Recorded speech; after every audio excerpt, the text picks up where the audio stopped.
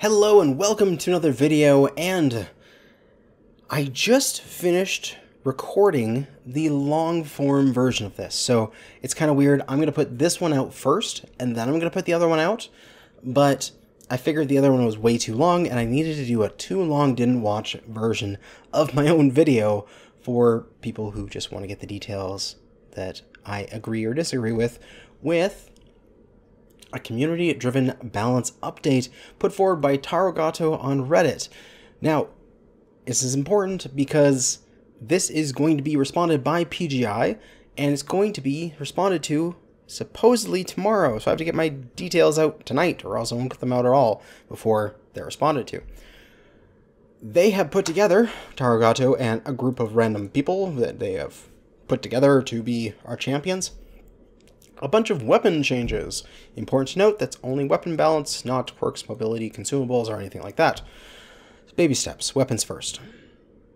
I'm going to go through this extremely quickly, try to keep this video under 10 minutes, where my other video is like 50 minutes long, where I talk about every single change and what it means, in my opinion, whether or not I agree with it.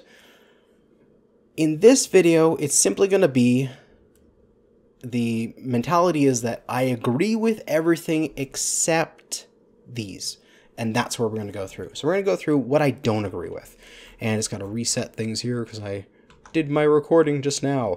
We are going to look through both their document here, what they've put up, which gives big summaries and as well as some precise numbers down here. And we're going to look through their spreadsheet. Let's take a look. Try to keep this nice and fast. 2 minutes in, 8 minutes left to go through all this. All right, to start off, the biggest thing I don't agree with this entire thing is this partial rollback for PPC Ghost Heat Link. Please no, don't bring back Gauss Rifle PPC combos. I hate playing against dual Gauss, single PPC, Night Jeers, and Timberwolves. Well, not Timberwolf, can't really carry that, but two PPC, single Gauss. I hate those Pop-Tarters. I do not like 45 damage dealt to a single component from half the map away instantaneously with no ability to torso twist the damage. While the current heavy large laser clan laser vomit meta is still bad, you at least have a second and a half to twist that damage around. You have an opportunity to respond in counterplay. This, you're just walking along, then all of a sudden, over a ridgeline, whoa, there's a Night Jeer. Bam! I'm hit for 45 damage. No, I hate that. I do not want this partial rollback. Basically what they're saying is that go halfway between. Before, you used to be able to do 2 peeps and 2 Gauss before Ghost Heat. Now you can only do 2 peeps or 2 Gauss or 1 peep and 1 Gauss, like that combo. If you go to 3, it starts to be a penalty. They basically just want to make 3 a non-penalty and 4 to be a penalty. I totally disagree with you guys. I hope this doesn't change. But moving on, that's the only really thing I have to be like super disagree with you. A lot of these changes, the damage increases, decreases, stuff like that, fine. In pulse lasers, the only thing I'm really scared about is the large pulse laser. You're increasing its damage, but not changing its duration. You are going from 6 damage to 11 damage from the medium to the large pulse laser, but you're going from 0.6 to 0.67. How is an additional 5 damage an additional 0.07 duration?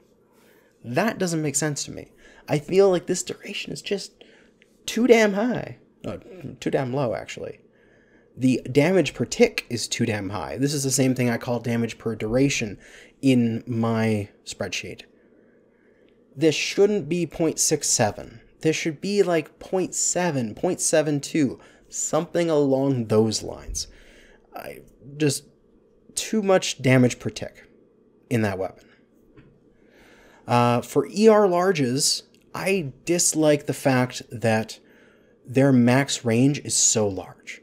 When you have 1350 max range and then you have mechs that have percentile increases, as well as skill trees that have percentile increases, you are pushing those max ranges far further than equivalent to the rest of the weapons, because it's percentile based, which means that you can have mechs that are reaching out to 1500, 1600 mechs if you do everything with them, and tickling mechs across the battlefield completely out of reach of pretty much any other weapon except an equivalently loaded ER large laser boat, and able to just easily do damage at that range because you don't require any skill with a laser in order to hit at that range.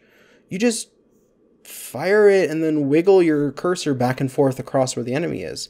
Even if you're moderately okay at aiming, you'll paint them with some lasers, you'll get some damage, and if the person at the other side of the map is just going like, can you stop please? Like, I haven't even gotten to a place where I can even register you on radar, and you're already covering me with laser vomit. I think all ER technology, clan, pretty much every single clan laser, as well as inner sphere ER lasers, should have a maximum range that is 50% greater than the optimal range. So right now, 675 and 1350, and I'm going to bring up a calculator for this. 1350 divided by 675, is, am I doing this right, is 2. It's double the range. What I want to see is around 40 to 50% increase. So instead of 675 times 2, it would be 675 times 1.5, which would bring it into around 1012.5. That's good. Maybe 675 times 1.4, 945. Yeah, that feels really good, because then the ER large laser has an optimal of 675, and then it would have a maximum of 945, where the large laser is an optimal of 450, but a max range of 900. The max ranges are really close, but the optimals are really far apart, which makes ER technologies more about optimal ranges and not max ranges. That would be for the ER lasers for the IS, and if we go down to the clans here, pretty much every single clan weapon. Just because I would assume all clan technology is based on ER tech. That's just how I would do it. And of course, this would also be for ER PPCs on the clan side and ER PPCs on the inner sphere side. When it comes to ballistics, the only thing I really have an issue with, and also I want to point out here, they have some balls asking for a slot decrease on the LB20 for the IS. I love it though. I want to put LB20s in my side torsos with a light engine. Please, PGI, I want that.